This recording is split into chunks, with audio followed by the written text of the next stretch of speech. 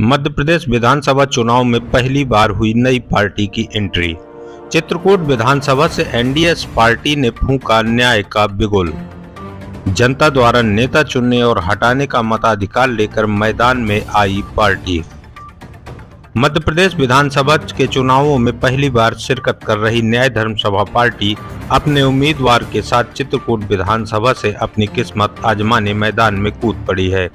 Party के media प्रभारी चंद्रसेन शर्मा ने जानकारी देते हुए बताया कि हमारी पार्टी द्वारा जनता के राजनीतिक न्याय के लिए 12 मताधिकार और 4 जनाधिकार सुलभ कराने का काम करेगी और यही जनता के असली अधिकार हैं जो जनता को मिलने चाहिए। जनता को अगर नेता चुनने का अधिकार है तो उसे हटाने का भी अधिकार जनता के पास होना चाहिए।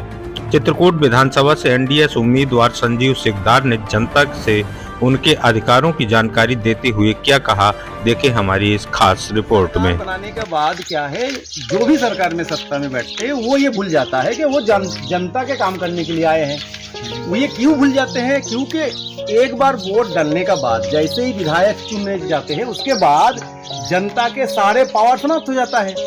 जनता वोट दे दिया, 5 साल अब जनता कुछ नहीं कर सकता है। तो इसीलिए न्याय धर्म सभा ये बता रहे हैं कि जनता के पास नेता को जीतने के बाद भी उसको अगर हटाने का भी वोटिंग पावर रहे कि नेता अगर काम ना करे तो उसको जो है क्या है उसके पद से हटा दिया जाए।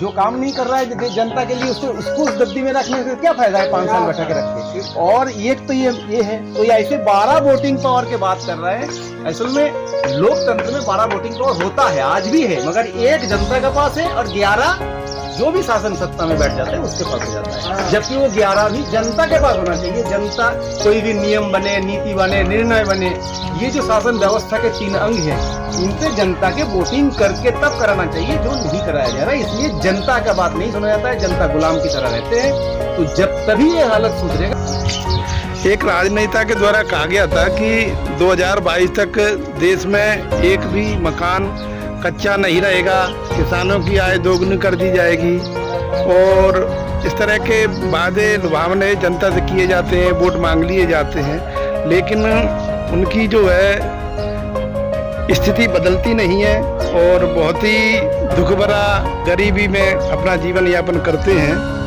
और तो जनता ऐसे लोगों को कैसे नियंत्रित कर सकती है? अगर न्याय धर्म सभा सत्ता में आती है तो वो कितने समय में इन लोगों की गरीबी को जो है दूर कर सकती है? जी। न्याय धर्म सभा का सरकार बनते ही एक ही दिन में, पहले ही दिन जनता के हाथ में पहले 12 वोटिंग पावर दिए जाएंगे, जिससे सभी नियम, नीति, निर्णय, देश में क्या बनना है, कहाँ सड़क बनना है, कहाँ ब्रिज बनना है, कहाँ पे विद्यालय बनना है, कहाँ पे क्या होना है, सारे नियम, नीति, निर्णय जनता के वोटिंग से पारित खरीद किए जाएंगे।